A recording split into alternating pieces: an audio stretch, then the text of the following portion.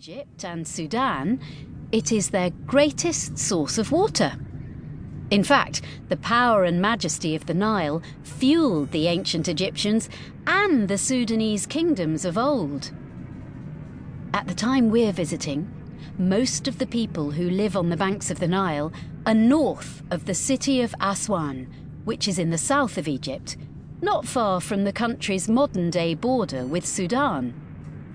Nearly all of Egypt's cultural and historical sites are close to the banks of the Nile. Why do you think so many people chose to live close to the river, Missy? That's right, because of the fresh water.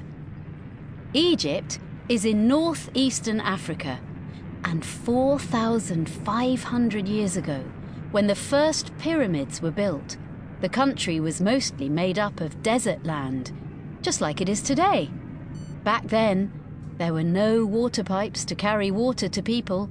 No, they had to live close to a water source, like the river. The Nile gave people fresh water at all times of the day to water their crops, and this allowed them to live good lives. The land at the north end of the Nile used to be called Lower Egypt. I know! Nowadays, we usually put north at the top of a map. But the ancient Egyptians named the upper and lower parts of the country based on the way the river was flowing. And the Nile flows into the Mediterranean Sea in the north of Egypt. So they named this area Lower Egypt. Yes, fascinating, isn't it? Egypt had sandstone and limestone hills that the Egyptians used to make buildings. We still use limestone and sandstone to make buildings today. In fact, the Empire State Building and the Pentagon in the United States are both made from limestone. And many temples in India and even Europe are too. Then, along the Upper Nile, in the south, the mountains were laden with gold. Yes, very handy indeed. In our time, Missy, Egypt is of course best known for its pyramids. The largest one, the Pyramid of Giza, is one of the 7 wonders of the world. The pyramids stand in the largest city in the Middle East and the Arab world, Cairo. Yes, that is where we're travelling to right now, Missy. And we're visiting during a time historians refer to as the Middle Kingdom era, when Cairo has already stood for more than 1,000 years on the banks of the Nile. The Middle Kingdom era comes straight after the Old Kingdom era, which is when the pyramids were built. Cairo is home to the famous pyramids of Giza and the ancient city of Memphis, the capital of ancient Egypt.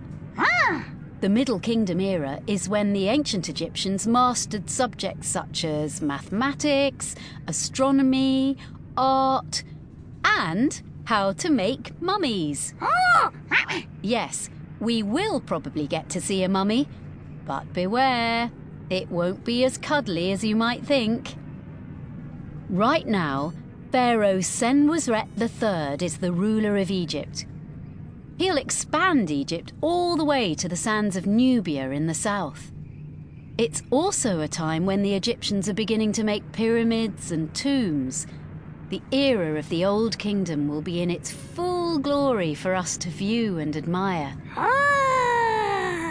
Look, Missy, you can see the peaks of the pyramids peeking through the clouds.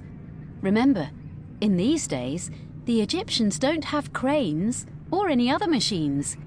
Each slab of stone must be carried by strong men and taken up the pyramids by man-made contraptions. Building a pyramid takes many, many years. Yes, the pyramids were man-made in the truest sense. They are colossal structures that show ancient Egypt's might and power. And they're still standing in our time, nearly 5,000 years after they were first built.